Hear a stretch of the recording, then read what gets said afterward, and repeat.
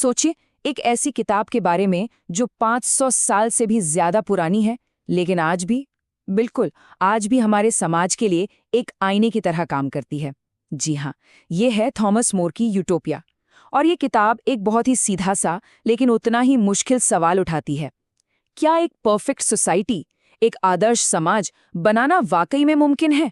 तो आइए इस क्रांतिकारी किताब की दुनिया में चलते हैं। हम लोग देखेंगे कि आखिर मोर किस प्रॉब्लम को सॉल्व करने की कोशिश कर रहे थे, उनका समाधान क्या था, उस परफेक्ट दुनिया में जिंदगी कैसी थी, और हाँ, उस परफेक्शन की कीमत क्या थी। और आखिर में हम समझेंगे कि ये आइडिया आज भी इतना जरूरी क्यों है। तो यूटोपिया के समाधान तक पहुंचने से पहले ये समझना जरूरी है कि आखिर प्रॉब्लम थी क्या। थॉमस मोर जिस यूरोप में रह रहे थे वो लालच और गहरी असमानता से भरा हुआ था। और इस प्रॉब्लम का इलाज? किताब का जो मुख्य किरदार है, राफेल हितलौडाई, वो एक बिल्कुल चौंकाने वाला आइडिया सामने रखता है। वो कहता है, निजी संपत्ति ही सभी बुराइयों की जड़ है। जरा सोचिए इस बारे में। देखिए, ये किताब सिर्फ एक कहानी नहीं है, ये एक तरह की बहस है, 3 अलग-अलग नजरियों के बीच। एक तरफ है आदर्शवादी राफेल हितलौडाई, जो कहता है एक नई दुनिया बनानी चाहिए। दूसरी तरफ है यथार्थवादी यानी थॉमस मोर खुद, जो सवाल करते हैं कि भाई ये सब असलियत में काम करेगा भी या नहीं। और इन दोनों के बीच है पीटर जाइल्स, जो इस पूरी चर्चा को आगे बढ़ाते हैं। तो हितलौडाई का समाधान क्या है इस समस्या का? उनका समाधान है एक नई दुनिया, एक नया समाज, जिसका नाम है यूटोपिया। और पता है, ये यूटोपिया शब्द भी बड़ा कमाल का है। इसे मूर ने खुद बनाया था। ये ग्रीक भाषा के 2 शब्दों से मिलकर बना है।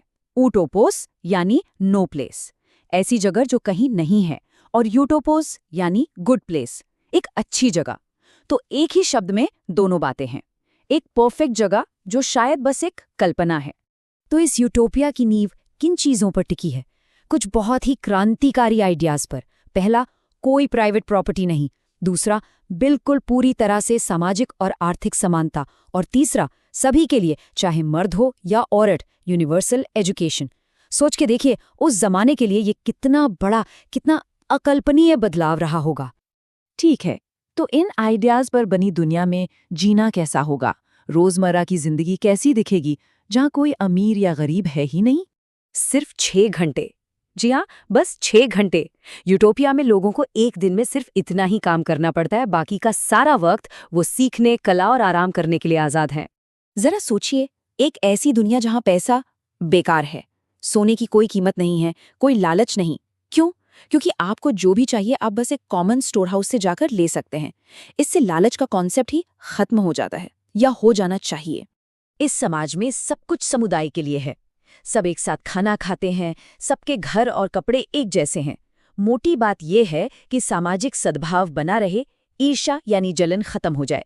लेकिन यहाँ एक बड़ा सवाल उठता है, क्या इसकी कीमत इंडिविजुअलिटी का यानी व्यक्तित्व का खत्म हो जाना है? लेकिन जैसा कहते हैं, हर चीज की एक कीमत होती है, तो इस परफेक्ट दुनिया की भी एक कीमत है। आइए अब यूटोपिया के उस अंधेरे पहलू को देखते हैं जिसके बारे में कम बात होती है। तो यहाँ आकर सवाल ये खड़ा होता है, एक परफेक्ट समाज, क्या ये सच में परफेक्ट है? क्या पूरी तरह से व्यवस्था और समानता के लिए हम अपनी आज़ादी कुर्बान कर सकते हैं? यूटोपिया का सौदा बिल्कुल साफ है, एक डील है। एक तरफ लोगों को मिलती है परफेक्ट व्यवस्था और सुरक्षा, कोई क्राइम नहीं, कोई चिंता नहीं। लेकिन दूसरी तरफ इसकी कीमत है व्यक्तिगत स्वतंत्रता, यानी अपनी मर्जी से जीने की आज़ादी। क्या ये सौदा मंजूर है? और अब आते हैं सबसे बड़े विरोधाभास पर। एक तरफ तो ये एक ऐसा समाज है जो पूरी समानता पर आधारित है, लेकिन दूसरी तरफ यही समाज सजा के तौर पर और मेहनत वाले कामों के लिए गुलामी का इस्तेमाल करता है। सोचने वाली बात है। तो 500 साल बीत चुके हैं। आज हम इस जटिल आइडिया को किस नजरिए से देखें? इस आइडिया का सफर देखिए।